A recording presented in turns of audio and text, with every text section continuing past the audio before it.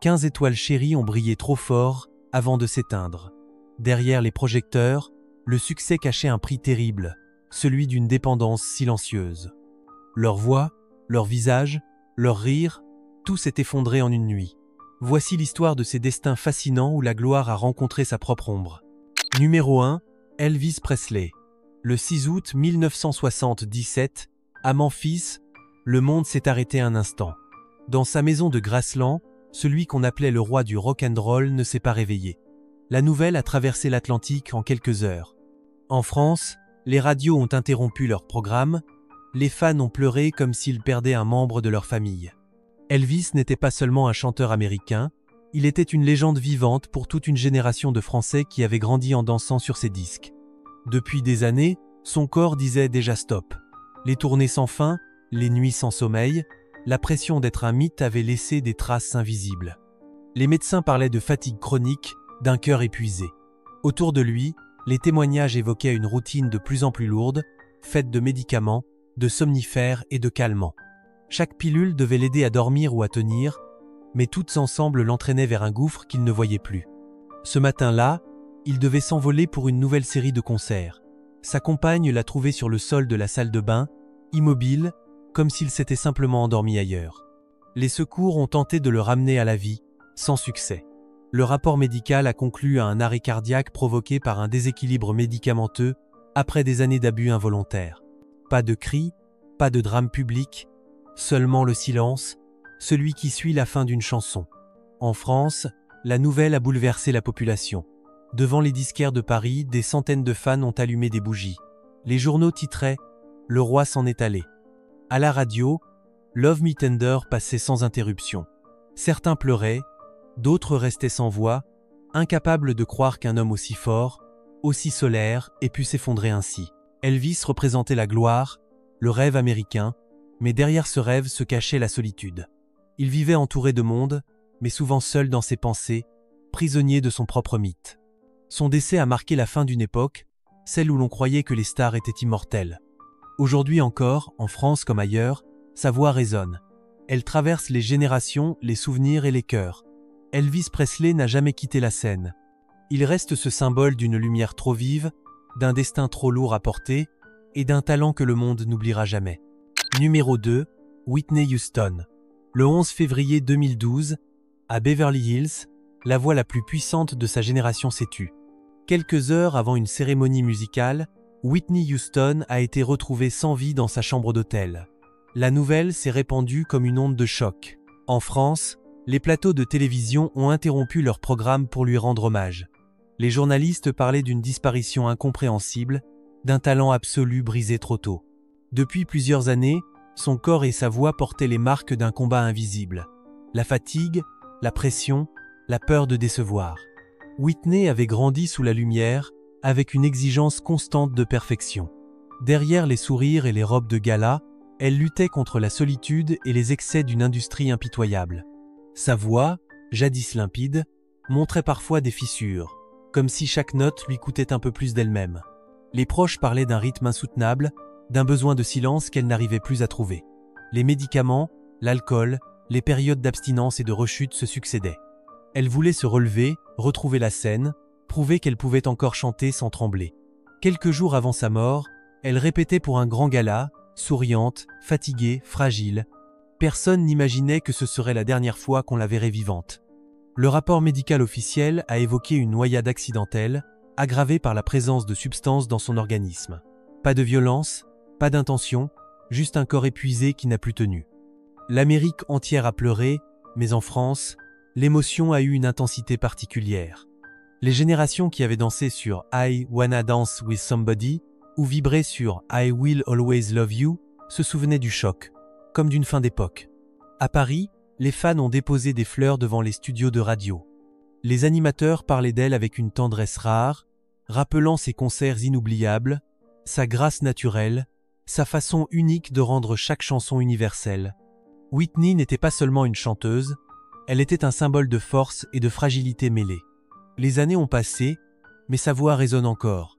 Dans les mariages, dans les émissions, dans les films, chaque fois qu'une note s'élève, on se souvient de ce qu'elle représentait. La beauté, la douleur, la lumière et la chute. Whitney Houston demeure une étoile éternelle, dont l'éclat continue de traverser le temps. Et vous, quelle chanson de Whitney continue de vous émouvoir aujourd'hui? Numéro 3, Prince. Le 20 et 1 avril 2006, à Paisley Park, dans sa résidence du Minnesota, l'un des plus grands artistes du siècle dernier a été retrouvé sans vie. Le monde entier s'est figé, incapable de croire que cet homme, symbole d'énergie, de liberté et de créativité, venait de partir. En France, où il était adoré depuis ses premiers albums, les chaînes d'information ont diffusé ses clips sans interruption. Sur les places publiques, ses chansons résonnaient comme un adieu collectif. Depuis des années, Prince vivait à un rythme que peu pouvaient suivre. Perfectionniste absolu, il contrôlait chaque note, chaque lumière, chaque respiration de ses spectacles. Ses nuits se confondaient avec ses jours. Il dormait peu, travaillait sans relâche, comme s'il craignait que le silence n'efface son génie. Les proches racontaient qu'il souffrait de douleurs chroniques dues à des années de danse et de performances physiques extrêmes. Pour tenir, il avait recours à des traitements qui finissaient par l'affaiblir davantage. Ce matin d'avril, il ne devait pas mourir. Il venait de rentrer d'un concert triomphal. Ses musiciens l'avaient trouvé concentré, déterminé à continuer malgré la fatigue. Quelques heures plus tard, son corps a été découvert. L'enquête a révélé une intoxication accidentelle provoquée par un médicament extrêmement puissant.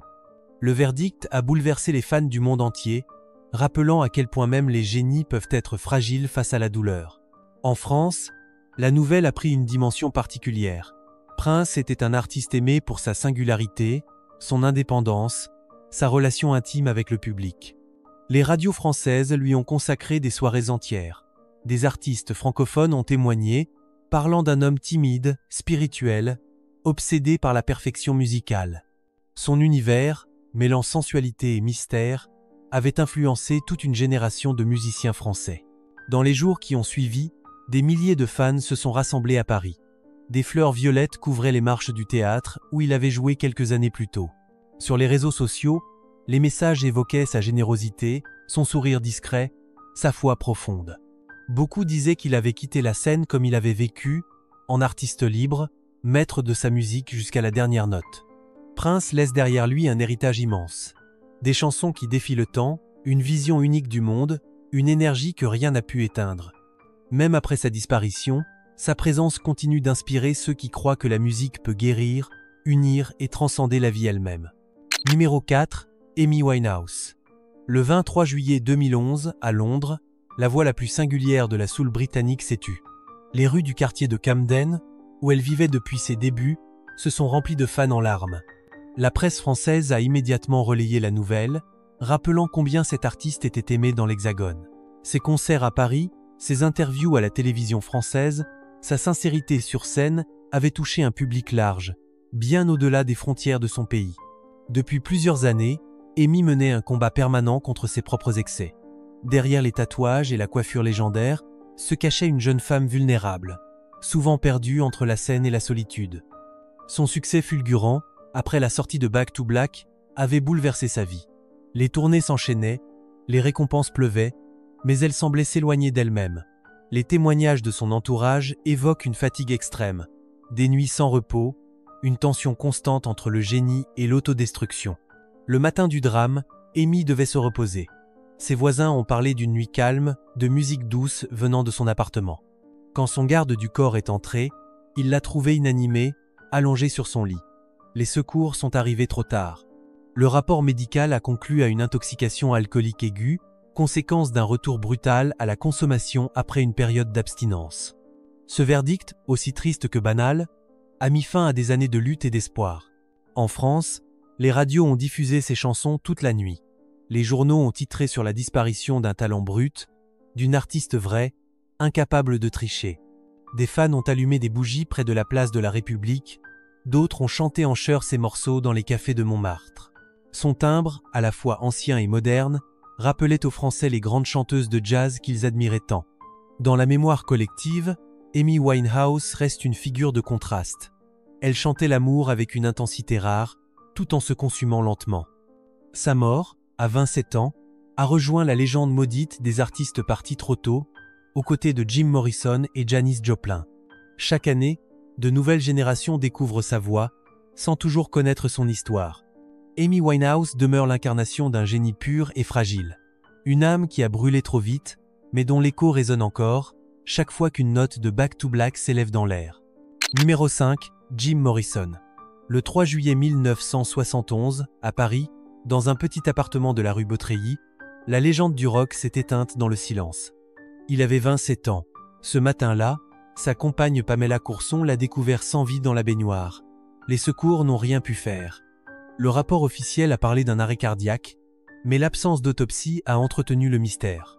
En quelques heures, la nouvelle a parcouru le monde, plongeant ses admirateurs dans une stupeur mêlée d'incrédulité. Jim Morrison vivait à Paris depuis quelques mois. Il voulait s'éloigner des projecteurs, fuir le chaos de la célébrité américaine. Il passait ses journées à écrire, à marcher dans les rues du Marais, à se fondre dans la foule comme un simple passant. Ses amis disaient qu'il paraissait apaisé, d'autres qu'il semblait épuisé. La ville lumière l'avait accueilli comme un refuge. Mais ce refuge allait devenir son dernier chapitre.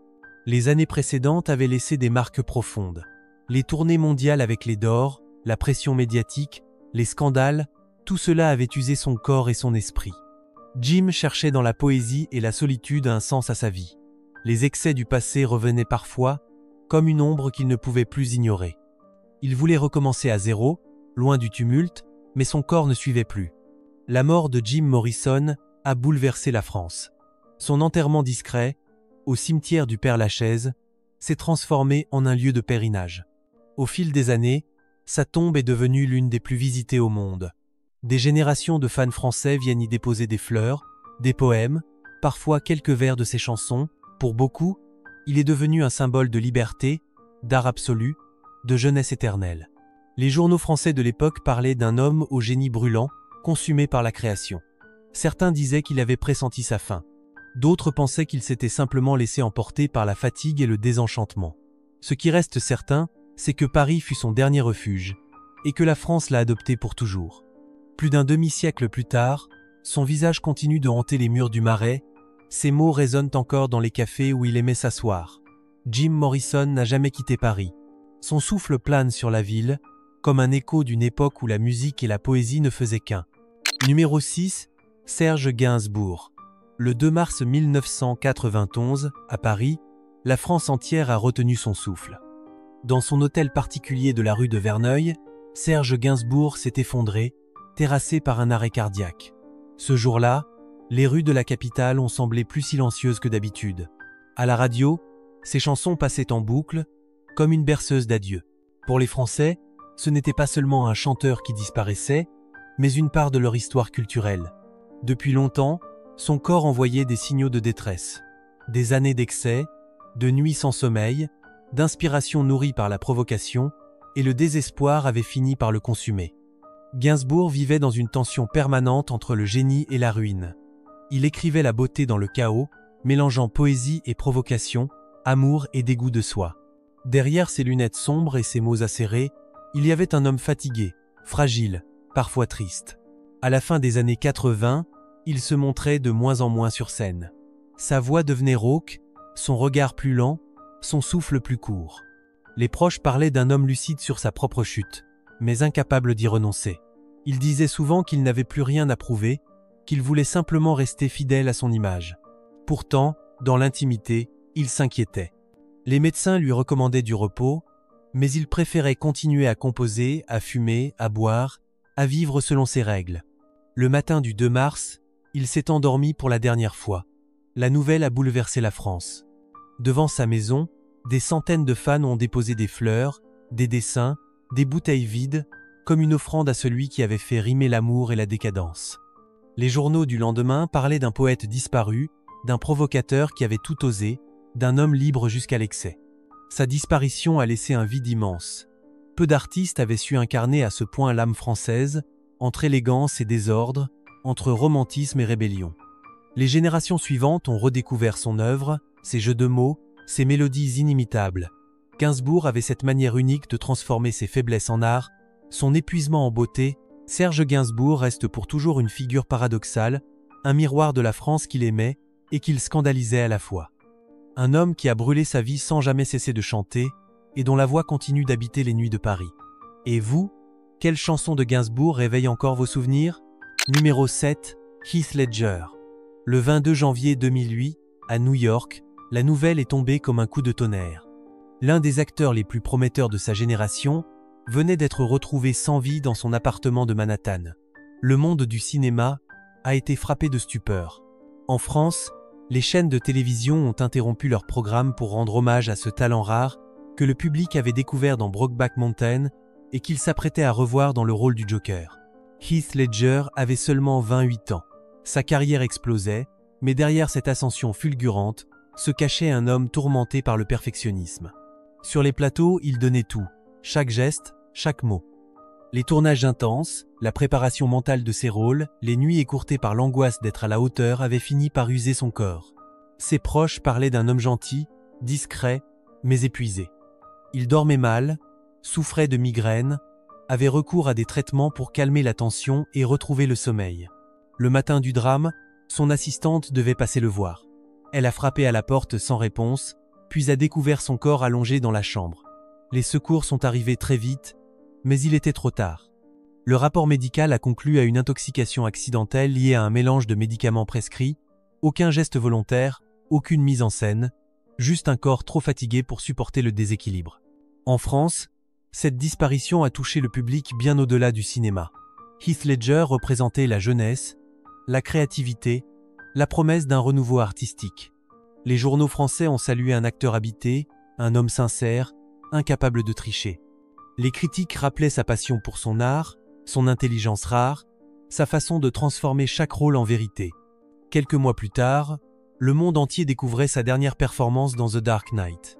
En France, les salles étaient pleines, et le silence du générique avait un goût d'adieu. Son Oscar posthume a scellé sa légende. Mais pour beaucoup, cette récompense symbolisait surtout la fragilité d'un artiste trop sensible pour le tumulte d'Hollywood. À travers ses films, son sourire timide, sa manière de fuir la lumière, Heath Ledger a laissé une empreinte indélébile. Aujourd'hui encore, son nom évoque la beauté d'un talent pur, brisé par la fatigue d'un monde qui ne laisse aucun répit à ceux qui veulent tout donner. Numéro 8, River Phoenix. Le 31 octobre 1993, à Los Angeles, la jeunesse d'Hollywood a perdu l'un de ses visages les plus purs. Devant le club The Viper Room, appartenant à un célèbre musicien, l'acteur s'est effondré sur le trottoir. Il avait seulement 23 ans. Sa famille, ses amis et le monde entier ont été pris de court. En France, la presse parlait d'un choc, d'un immense gâchis, d'un jeune homme promis à une carrière d'exception. River Phoenix incarnait une génération différente. Né dans une famille d'artistes, il avait commencé très tôt à jouer. Ses premiers films révélaient un talent rare, mêlant intensité et douceur. Les critiques français voyaient en lui un nouveau James Dean. Sa beauté fragile, son regard mélancolique et son engagement pour la nature en faisaient une icône moderne. Derrière cette image lumineuse, il y avait pourtant un être sensible, trop conscient de la pression et des attentes qui pesaient sur lui. Les mois précédant sa mort avaient été marqués par une fatigue croissante. River travaillait sans relâche.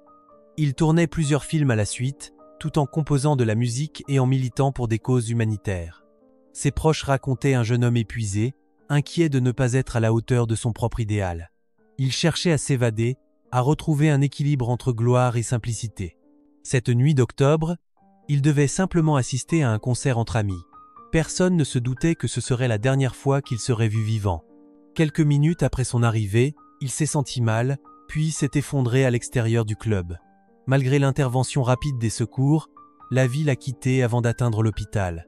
Le rapport officiel a parlé d'un arrêt cardiaque provoqué par un mélange de substances. Une fin brutale, inattendue, qui a laissé le public sans voix. En France, les hommages ont afflué. Les magazines ont publié ses photos en couverture, les cinés, clubs ont rediffusé Stand By Me et My Own Private Idaho. Des fans déposaient des fleurs devant les cinémas parisiens. On parlait de lui comme d'un ange tombé, d'un artiste que le monde n'avait pas eu le temps de comprendre.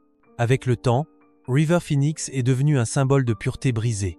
Il représentait l'espoir, la sensibilité, la fragilité des êtres trop beaux pour durer. Son départ prématuré a marqué toute une génération et rappelé que derrière chaque étoile se cache un être humain, vulnérable, éphémère, mais éternel dans la mémoire de ceux qui l'ont aimé. Numéro 9. Philippe Léotard. Le 25 août 2001, à Paris, le cinéma français a perdu l'un de ses visages les plus intenses. À 60 ans, l'acteur s'est éteint dans un hôpital de la capitale, épuisé par des années d'excès et de maladies. La nouvelle a bouleversé le public. Les journaux ont parlé d'un poète maudit, d'un homme libre, d'un artiste qui avait brûlé sa vie à la même vitesse qu'il brûlait les planches. Philippe Léotard n'était pas un acteur comme les autres. Formé au théâtre, il avait débuté avec la troupe du Théâtre du Soleil avant de conquérir le grand écran. Son talent brut, sa voix rauque, son regard habité faisaient de lui un interprète unique.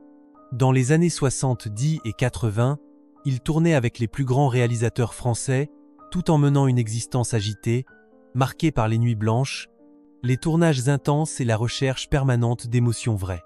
Derrière la force du comédien se cachait une fragilité profonde. Philippe Léotard vivait dans un déséquilibre permanent entre la lumière et l'ombre. Il buvait trop, dormait peu, se perdait souvent dans les excès d'un milieu où tout allait trop vite. Ses proches racontaient qu'il ne supportait pas la tiédeur, qu'il voulait ressentir tout, comprendre tout, même au prix de sa santé. Sa carrière s'en est ressentie.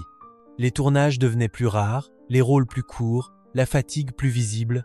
Au début des années 2000, son état s'était dégradé. Hospitalisé plusieurs fois, il continuait pourtant à écrire et à réciter de la poésie. Ses amis disaient qu'il ne voulait pas guérir, qu'il voulait simplement vivre jusqu'au bout, sans renoncer à ce qu'il était. Le matin de sa mort, la France perdait un comédien d'une intensité rare. Les journaux parlaient d'un homme qui s'était consumé lentement, d'un artiste prisonnier de ses passions. Ses funérailles ont rassemblé comédiens, réalisateurs et anonymes. On récitait des poèmes, on diffusait des extraits de ses films, on parlait de son regard, de sa voix, de sa manière unique d'habiter chaque rôle. Dans les semaines qui ont suivi, la télévision a rediffusé ses films les plus marquants, rappelant à quel point il avait marqué le cinéma français. Philippe Léotard reste l'image d'un acteur vrai, sincère, entier, incapable de se protéger du monde.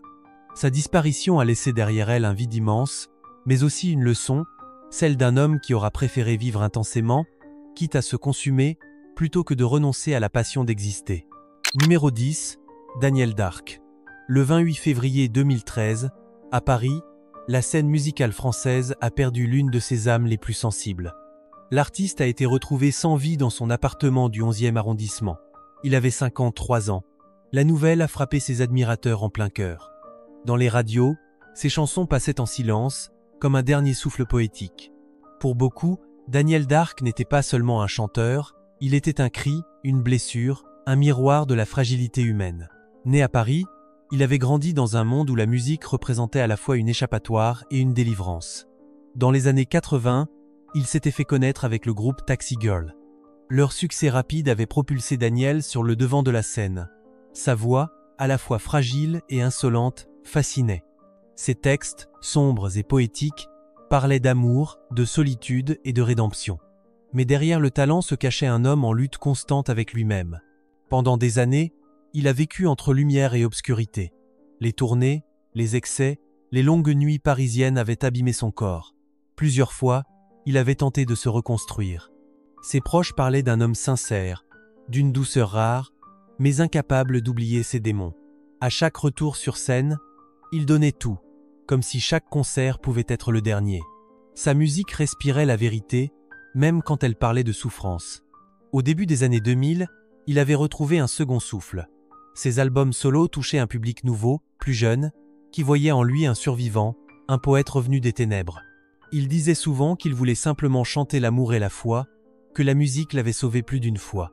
Pourtant, son corps, affaibli par des années d'excès, n'a pas résisté.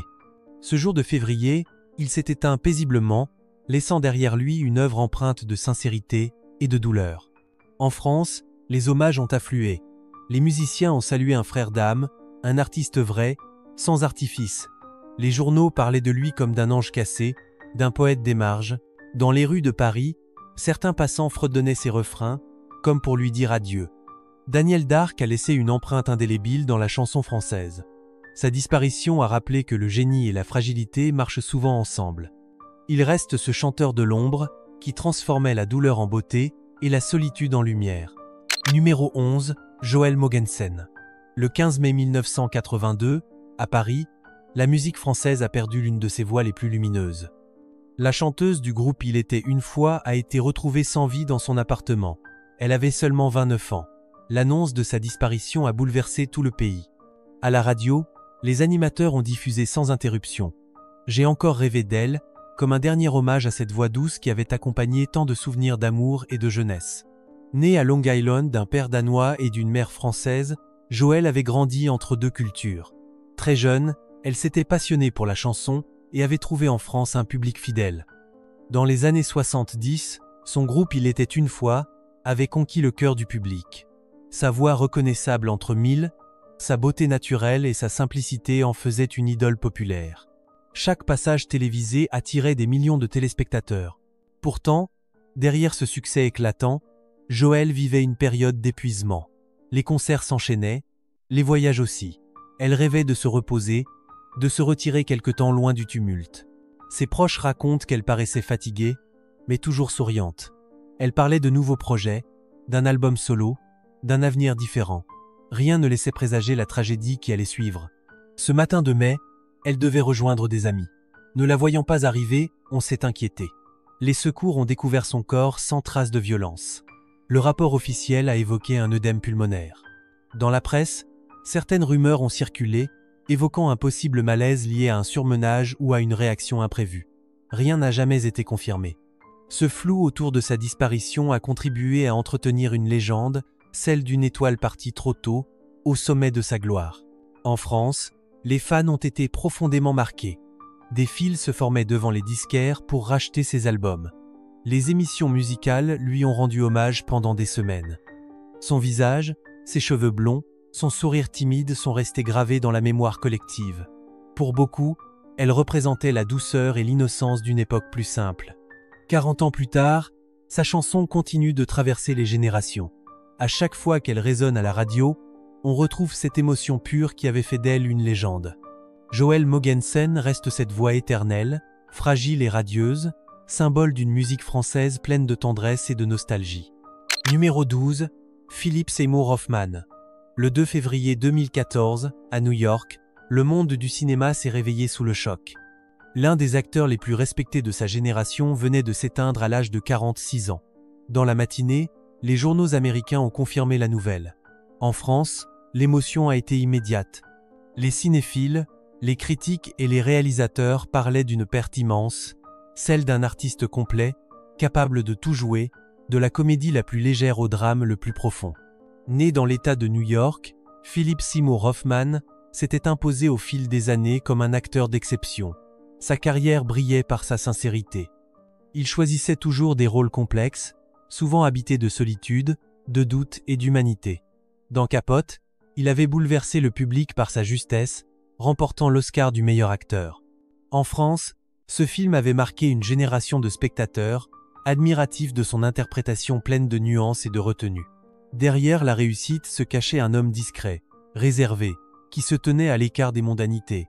Ses amis racontaient un être profondément sensible, passionné par son art mais parfois écrasé par la pression. Les tournages successifs, la fatigue, le besoin constant de se dépasser pesaient lourdement sur ses épaules. Au fil des années, il avait dû affronter des périodes de fragilité et de rechute. Il parlait peu de lui, préférant s'exprimer à travers ses personnages.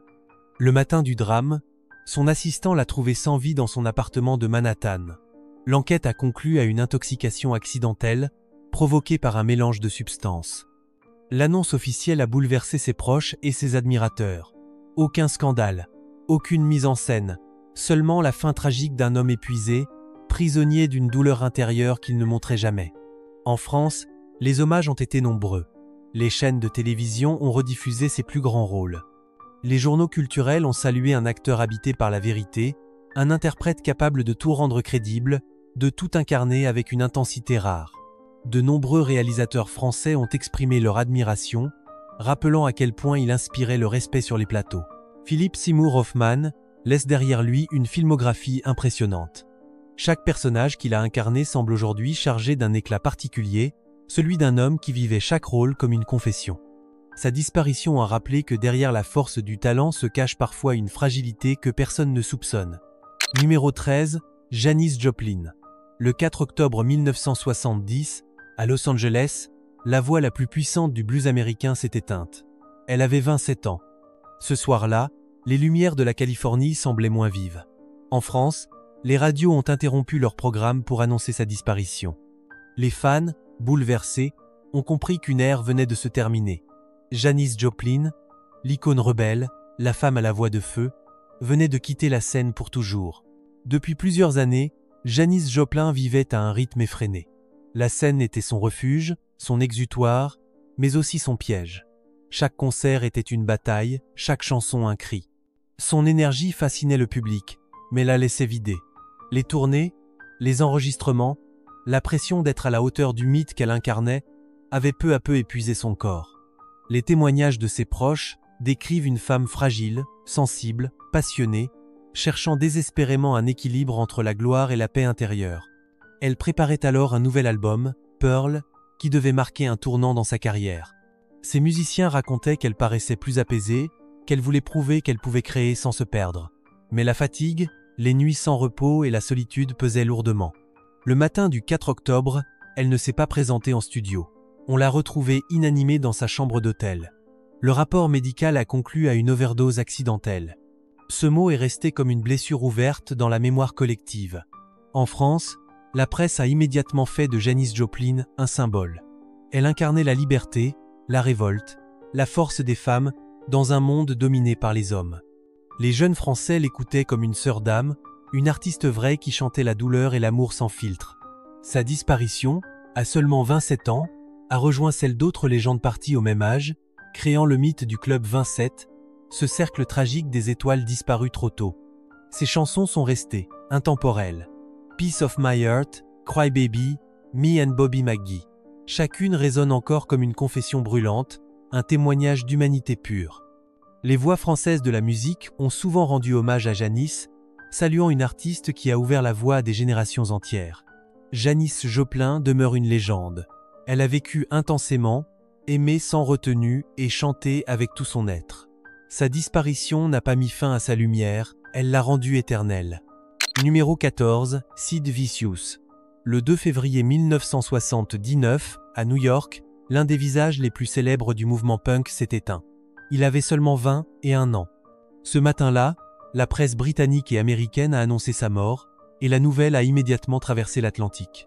En France, les amateurs de rock ont réagi avec stupeur.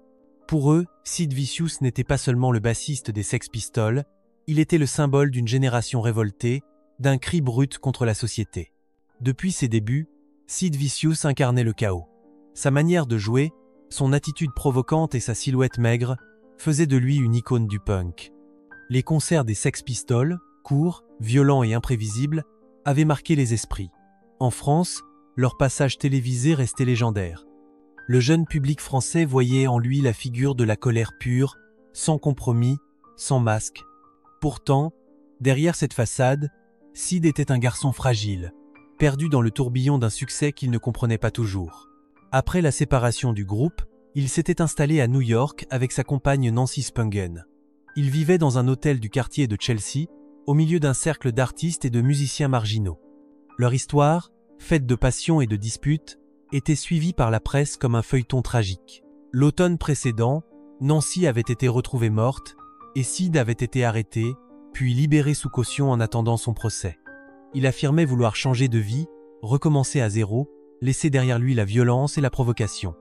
Le matin du 2 février, sa mère l'a découvert sans vie dans son appartement. Le rapport officiel a conclu à une overdose accidentelle. Les amis présents ont parlé d'une nuit calme, d'un jeune homme qui voulait simplement fêter sa liberté retrouvée. La nouvelle a provoqué une onde de choc. À Londres, des centaines de fans ont défilé dans les rues, vêtus de noir, chantant les paroles de ses chansons comme un dernier adieu. En France, les journaux ont consacré leur couverture à sa mémoire. Certains voyaient en lui un martyr du mouvement punk, d'autres une victime de ses propres excès. Quoi qu'il en soit, Sid Vicious a laissé une empreinte durable sur la culture rock. Son nom continue d'évoquer la jeunesse perdue, la rage, la révolte et la fragilité. Il reste l'image d'une époque où la musique voulait tout casser pour mieux renaître, un cri qui résonne encore dans la mémoire de ceux qui croyaient en la liberté absolue. Numéro 15, Marc Porel. Le 15 août 1983, à Casablanca, le cinéma francophone a perdu l'un de ses visages les plus charismatiques. L'acteur n'avait que 34 ans. Sa disparition a pris tout le monde de court. En France, La presse a parlé d'une fin brutale et mystérieuse. Certains journaux évoquaient une méningite foudroyante, d'autres laissaient entendre qu'un excès aurait pu lui être fatal. Quoi qu'il en soit, le choc fut immense. Marc Porel avait tout pour lui. Né à Lausanne, il avait grandi entre la Suisse et la France, avant de devenir l'un des acteurs les plus prometteurs des années 70. Son regard intense, sa beauté fragile, sa manière de jouer avec retenue et sensibilité avaient conquis les réalisateurs et le public. On le voyait aux côtés des plus grands, de Jean-Louis Trintignant à Alain Delon, de Catherine Deneuve à Romy Schneider. Chaque rôle révélait une nouvelle facette de son talent. Mais derrière l'élégance de l'écran se cachait une vie instable. Marc Porel vivait vite, sans se ménager. Les tournages s'enchaînaient, les voyages aussi. Les témoignages de ses proches parlent d'un homme généreux, perfectionniste, parfois tourmenté, incapable de se détacher du feu des projecteurs. Dans les dernières années, il avait connu des périodes plus sombres. La fatigue, la pression, la peur de vieillir avant d'avoir tout accompli, l'avaient conduit à s'éloigner du cinéma français pour tourner à l'étranger. Son dernier film n'a jamais été terminé. Il projetait de revenir à Paris, de se poser, de reprendre un nouveau départ. Le destin en a décidé autrement. Ce 15 août, à Casablanca, la vie de Marc Porel s'est arrêtée brusquement. Les détails exacts de sa mort restent flous. Certains amis proches ont parlé d'une crise soudaine, d'autres d'un épuisement général. Ce flou a nourri la légende. En France, les hommages ont été discrets mais sincères. Les magazines de cinéma ont rappelé son regard mélancolique, sa voix calme, son élégance naturelle. Les spectateurs se souvenaient d'un acteur sensible, parfois en marge, toujours vrai.